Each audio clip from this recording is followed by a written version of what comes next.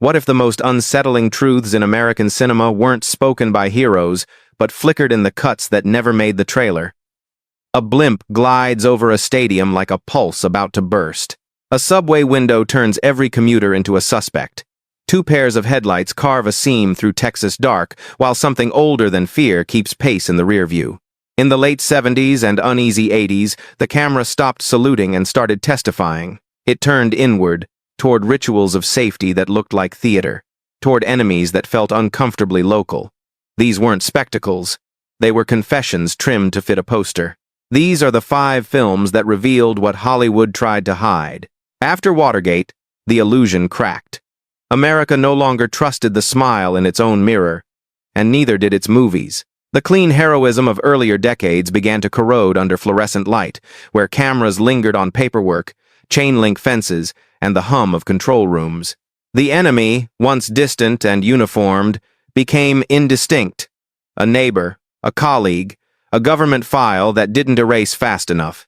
Between 1975 and 1989, thrillers stopped being entertainment and became case studies in paranoia. The gunfire still echoed, but beneath it, there was a quieter rhythm, the sound of a country doubting its own story.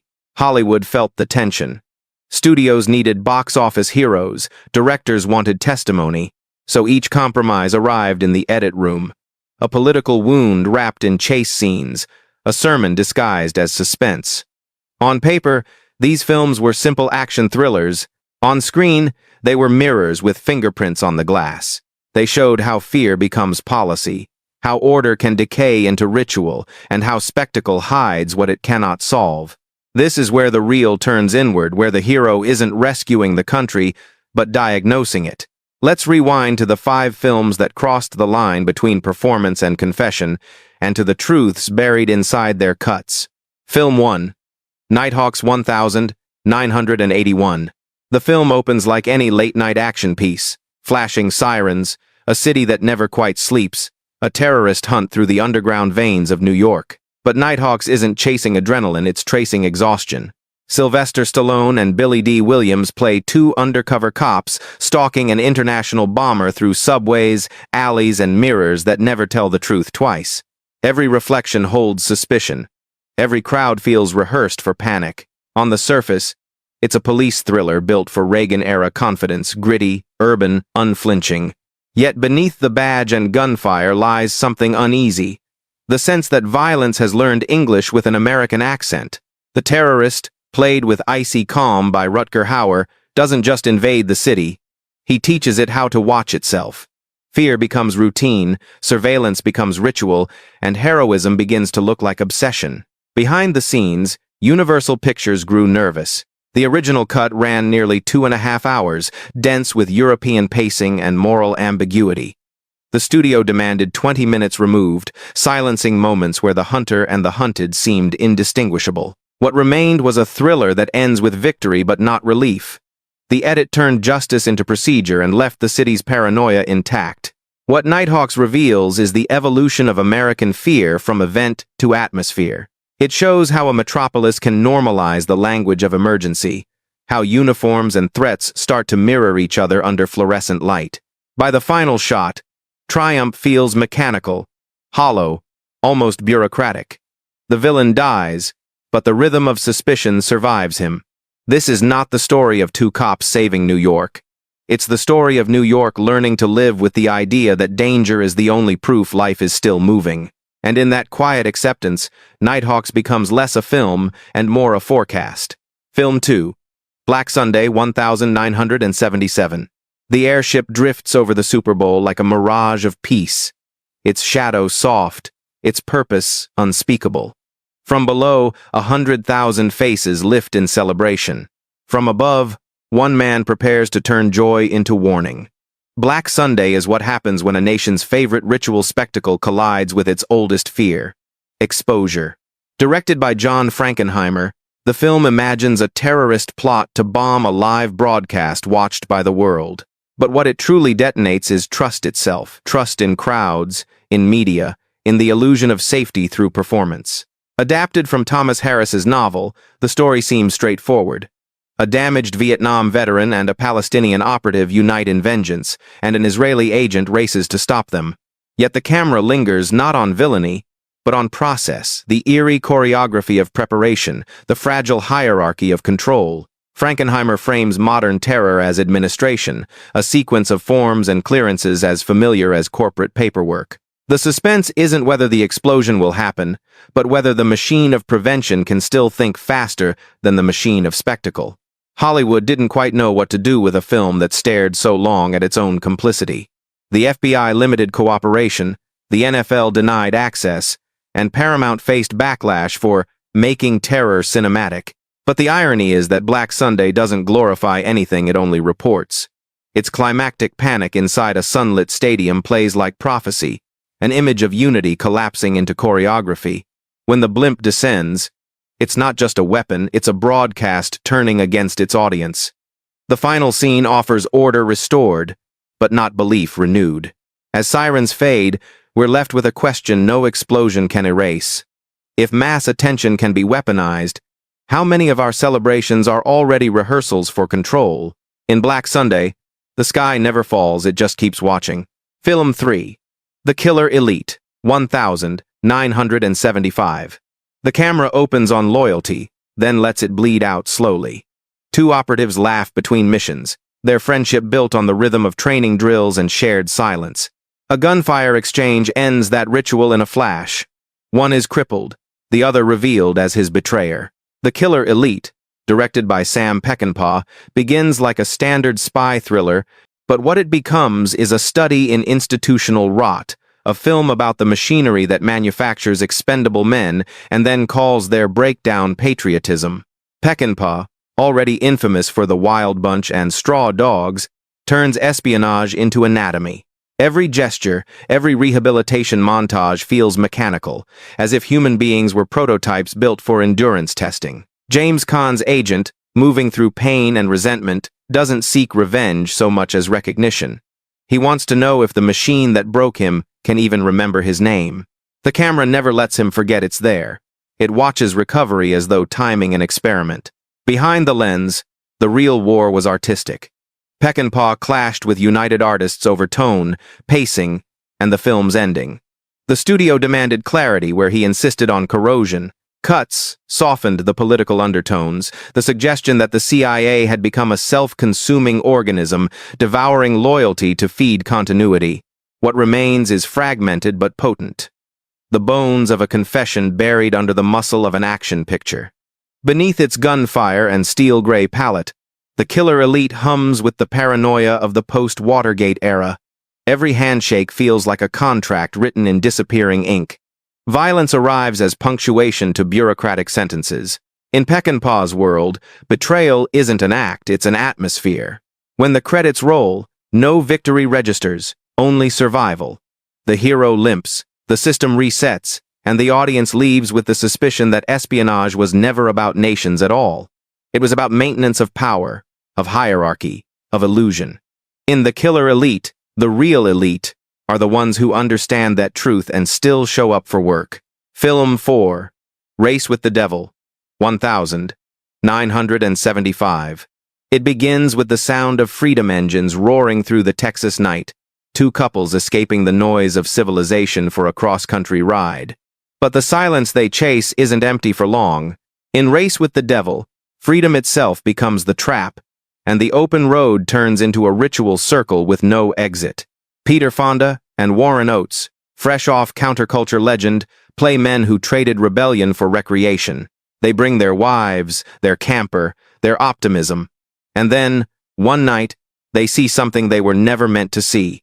A human sacrifice flickering in the desert flames.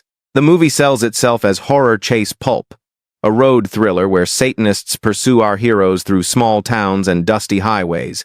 But the deeper terror lies not in witchcraft, it's in the realization that everyone else seems to know the script.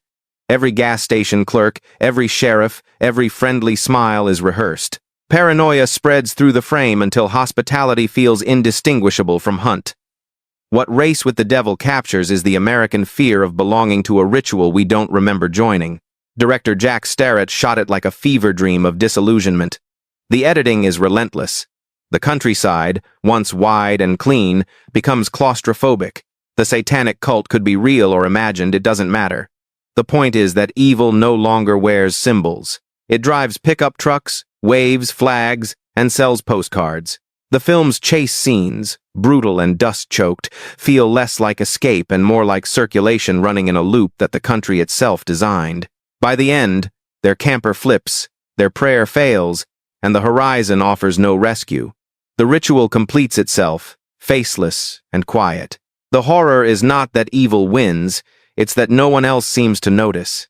In Race with the Devil, America's heartland becomes its altar, and the sacrifice looks disturbingly familiar. Film 5, Dead Bang, 1922. It starts with a Christmas crime, a murder behind a strip mall, the kind of opening that promises routine police work. But Dead Bang doesn't stay procedural for long. Don Johnson's detective, Frank Parks, is a man already eroded by duty, hungover, divorced, still chasing decency through fluorescent corridors.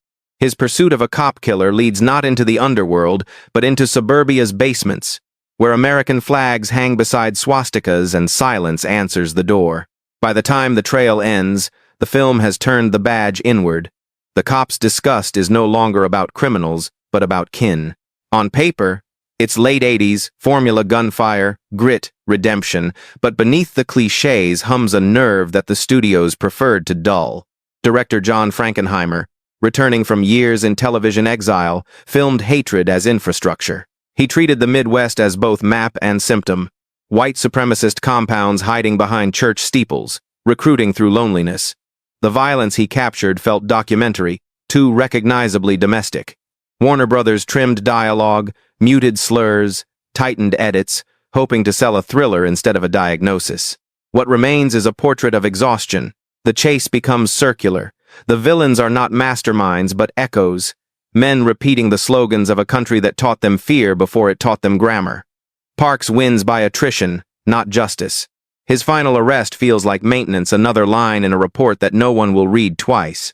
Released months before the Berlin Wall fell, Dead Bang closed an era that began with foreign menace and ended with the enemy next door. It's a film that confesses what many action movies denied, that righteousness, when tired, starts to look like revenge, and that hatred doesn't need ideology once it learns convenience.